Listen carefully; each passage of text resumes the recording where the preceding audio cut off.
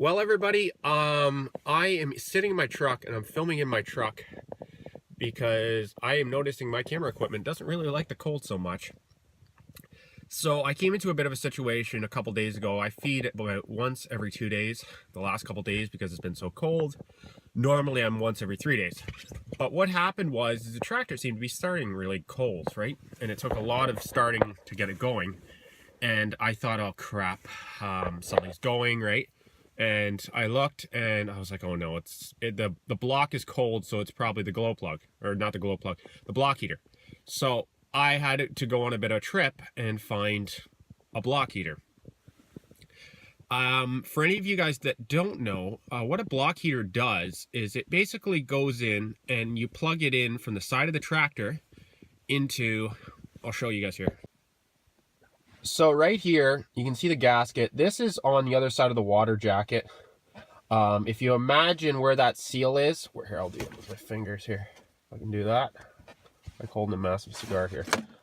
This side would be inside where the coolant goes around the block of the engine. This side would be where it plugs in to an extension cord. It works the same way your stovetop element does. So when you put in power, it works this element which heats up the fluid, which heats up the engine, which makes it so that you can start in the winter. That's why diesel tractors can start in the winter. A lot of older diesels have a lot of trouble starting in the winter, and this was kind of the only saving grace for a very long time.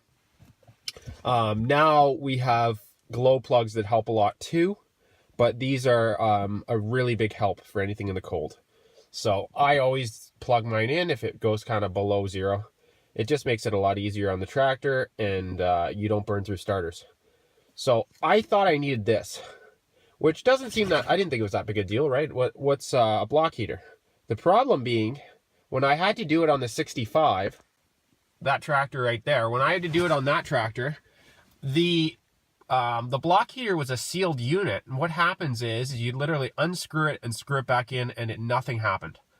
When you do it on the Landini, when you take out the block heater, all the coolant comes flying out at you. So it is currently -15, and literally the last thing I want to be working with is anything with liquid or ice. And that's what have happened.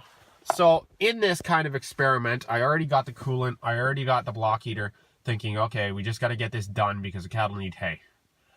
And I thought, you know what, I couldn't get the nut off originally, so I thought, you know what, I'll just try the cord and see if the cord just works. And lo and behold, the cord seems to work.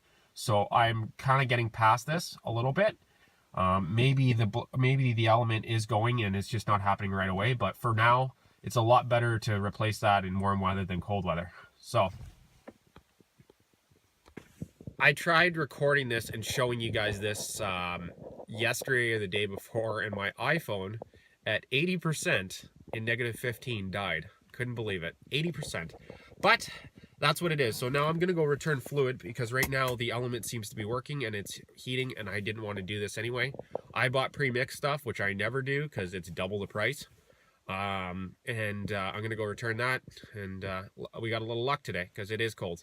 So I wanted to give you guys that explanation on how tractors more or less start in the winter, because diesel's a lot harder to start in the winter. And if you guys see old trucks, that's why when you start them at the start, it goes black, because it is not loving it. The fuel mixture is not quite right. Especially any old vehicle, you'll see that the fuel mixture isn't right. A lot of them used to have a choke button, and that was when they had carbs. But now without carbs and all the electronics in it, it can mix it, and it can change the fuel mixture through the electronics. But that's it for it today, guys.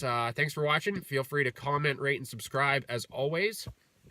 And if you have any questions of what we're doing, or any ideas or concepts that you're thinking about, feel free to shoot me a line. So take care, keep farming, keep having fun.